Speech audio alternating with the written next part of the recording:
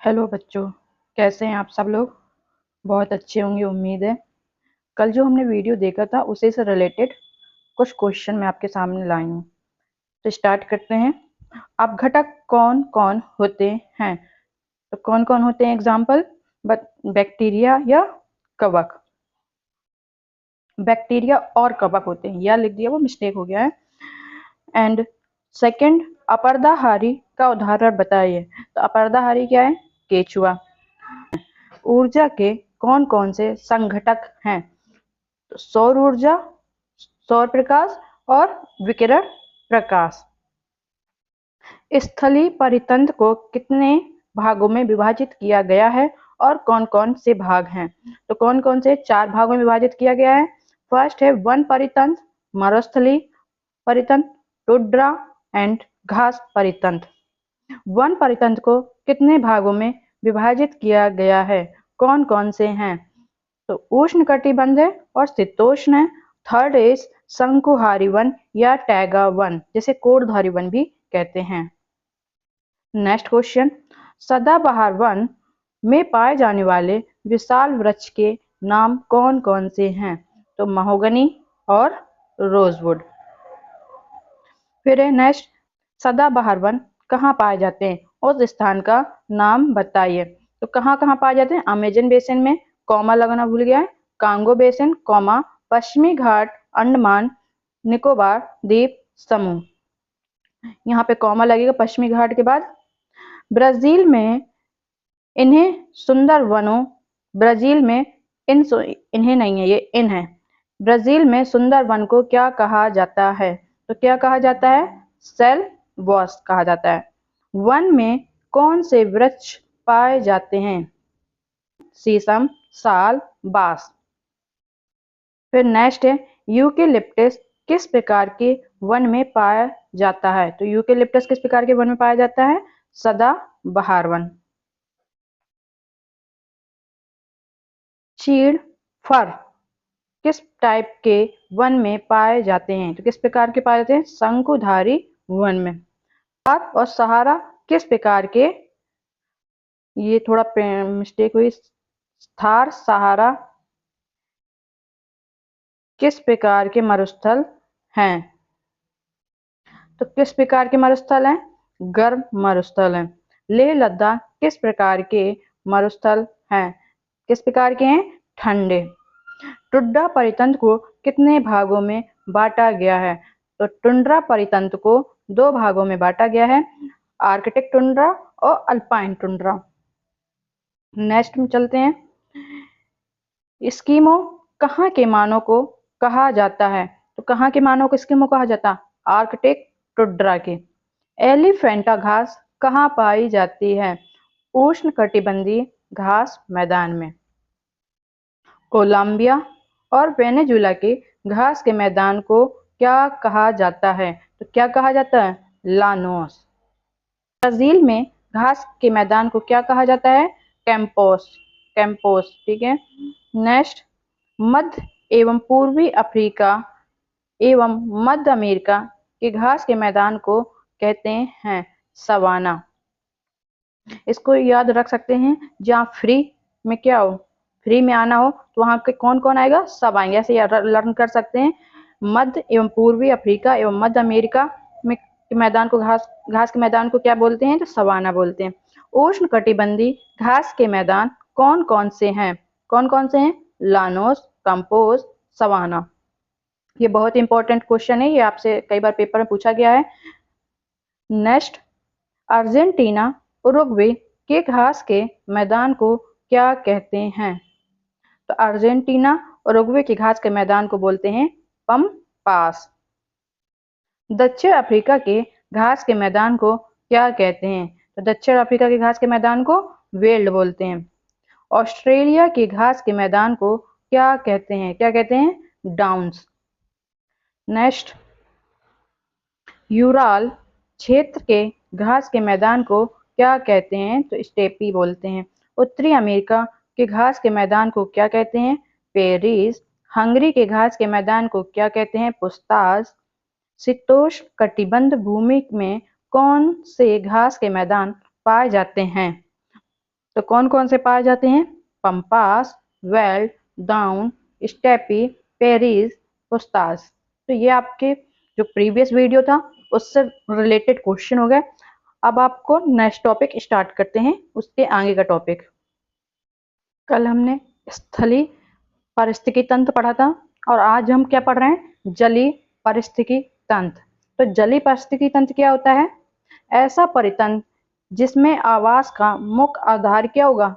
जल हो, जलीय पारिस्थितिकी तंत्र कहलाता है। जल में लवण की जो मात्रा होती है, जल में लवण की मात्रा के आधार पर जलीय परितंत्र को मुख्यतः कितने भागों में बांटा गया है? 3 भागों में बांटा गया है। कौन? लवण जलीय परितंत्र, दूसरा है समुद्री परितंत्र, तीसरा है ज्वार नदमुखी या एस्चुरी परितंत्र। सबसे पहला पढ़ते हैं अलवण जलीय परितंत्र। इस परितंत्र में लवण की मात्रा बहुत कम होती है, जो कभी भी 0.5 पार्ट पर 1000 से अधिक नहीं होती है। इसमें क्या क्या शामिल होंगे? इसमें झील आएंगी, तालाब, नदी, झरने इत्यादि शामिल हैं। सेकंड है समुद्री परितंत्र। इसमें 35 ppt पार्ट्स पर 1000 या उससे अधिक लवण की मात्रा वाले समुद्री जल में यह परितंत्र विकसित होता है। थर्ड है ज्वार नदमुखी या एस्चुरी परितंत्र। सामान्यतः यह उपर्युक्त वर्णित 2 परितंत्र के बीच का संक्रमण क्षेत्र होता है। उदाहरण के लिए मैग्रोवा और एस्चुरी।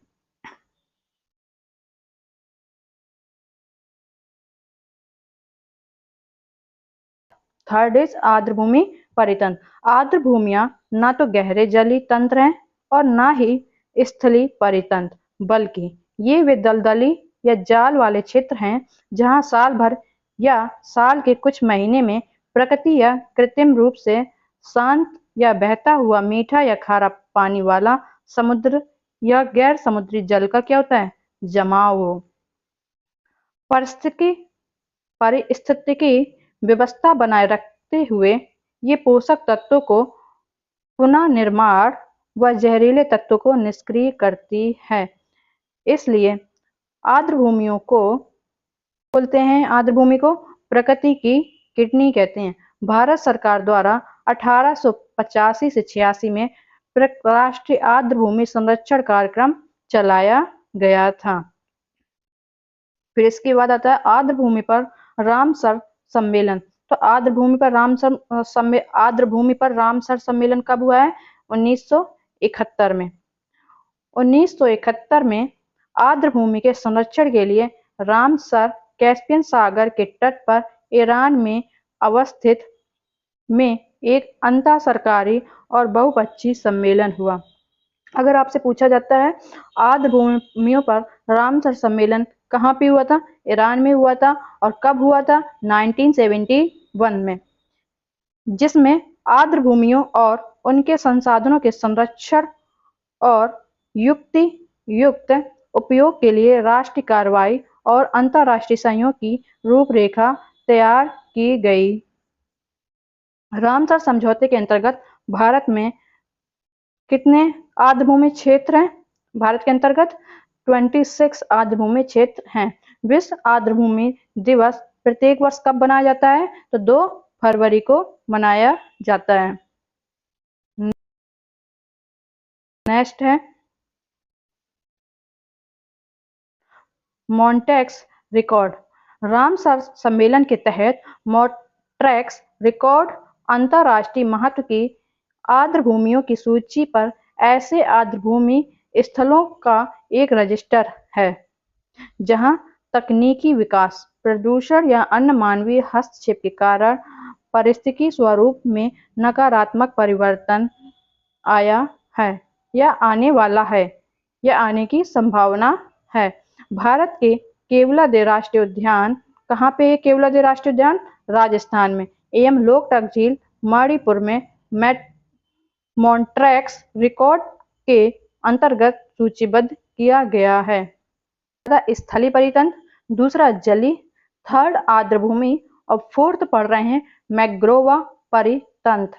अब मैग्रोवा परितंत्र क्या होता है? तो मैग्रोवा परितंत्र उष्ण और उपोष्ण कटिबंधीय समुद्र तटीय क्षेत्र में पाए जाने वाले वृक्ष और झाड़ियों के ऐसे समूह जिनमें लवड़ी जल को सहने की अच्छी क्षमता होती है, वो क्या बोलते हैं? उनको मैंग्रोव कहे जाते हैं। मैंग्रोव वनों की पारिस्थितिकी उत्पादकता कार्बनिक पदार्थों के उत्पादन की दर घास व समुद्री परितंत्र से भी अधिक होती है। जो वहां पे वन पाए जाते हैं उनकी जो उत्पादकता है, ठीक है, घास व समुद्री परितंत्र से भी क्या होगी? अधिक होगी।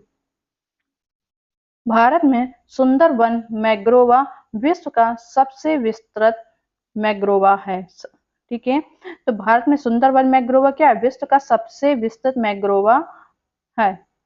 उड़ीसा का भीतरकनिका मैंग्रोव भी काफी विस्तृत है। ये मैंग्रोव बहुत सारे जीव जंतु के आवास और प्रजनन स्थल हैं। तो आज के लिए इतना ही। जितने भी परितंत्र थे, 4 परितंत्र को मैं पढ़ा चुकी हूँ। इससे रिलेटेड कल आपको वीडियो मिल जाएगा, 1 लाइनर क्वेश्चन होंगे जिसमें। और आपको मेरा वीडियो अच्छा लगता है तो प्लीज लाइक कीजिए, शेयर कीजिए, सब्सक्राइब कीजिए। और मेरा न्यू चैनल है तो प्लीज इसको आगे बढ़ाइए, मुझे सपोर्ट कीजिए। Thank you for watching.